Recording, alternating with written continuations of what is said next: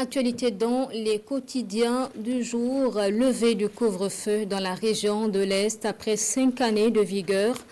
Aussi, semaine nationale du numérique, 19e semaine donc, sujet développé dans cette revue préparée par Adi Sandamba. L'apport des fintech au développement en question à cette 19e édition de la semaine nationale du numérique affiche Sidouaya à sa manchette du jour. Dans ces colonnes, le journal de tous les Burkinabés rapporte que le top de départ de cette édition a été donné hier mardi par le Premier ministre. Et cette année, les invités spéciaux sont le Mali et le Niger, des pays de l'Alliance des États du Sahel.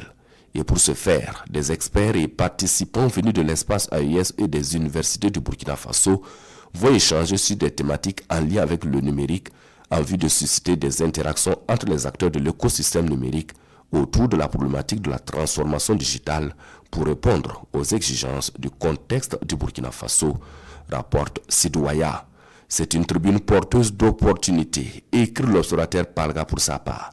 Il s'agit d'une tribune de réflexion qui permettra aux experts d'examiner les apports technologiques numériques dans le secteur financier qui connaît des bouleversements. Des bouleversements porteurs de défis, mais surtout d'opportunités.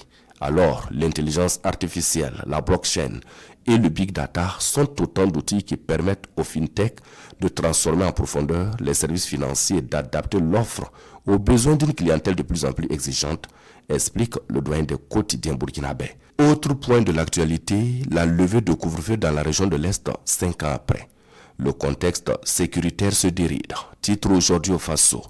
Bonne nouvelle et ouf de soulagement pour les populations de la région de l'Est qui pourront renouer avec leurs anciennes habitudes après 5 ans de restrictions. On ne peut que se féliciter d'une telle mesure qui indique que les raisons qui avaient prévalu à l'instauration de ce couvre-feu ne sont plus de mise, même si dans le communiqué qui lève ce couvre-feu, rien ne l'indique.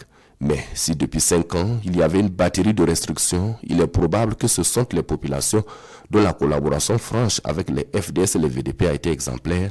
Il est plausible que ces populations sont les premières bénéficiaires de la fin de cette ouscase, analyse mon confrère. Autant le dire, lutte contre le terrorisme, la bonne nouvelle venue de Fadan Gourmand, titre l'Express du Faso pour sa part. La levée de couvre-feu à l'Est est, à n'en point douter, le résultat de la conjugaison des efforts consentis par les forces de défense et de sécurité, les volontaires pour la défense de la patrie et l'ensemble des filles et fils de cette région qui se sont fortement engagés pour libérer leur région. Comme d'autres Burkinabés l'ont réussi dans leur localité, c'est la preuve que la lutte contre les groupes armés terroristes doit impliquer tout le monde, commente le quotidien Bobolais.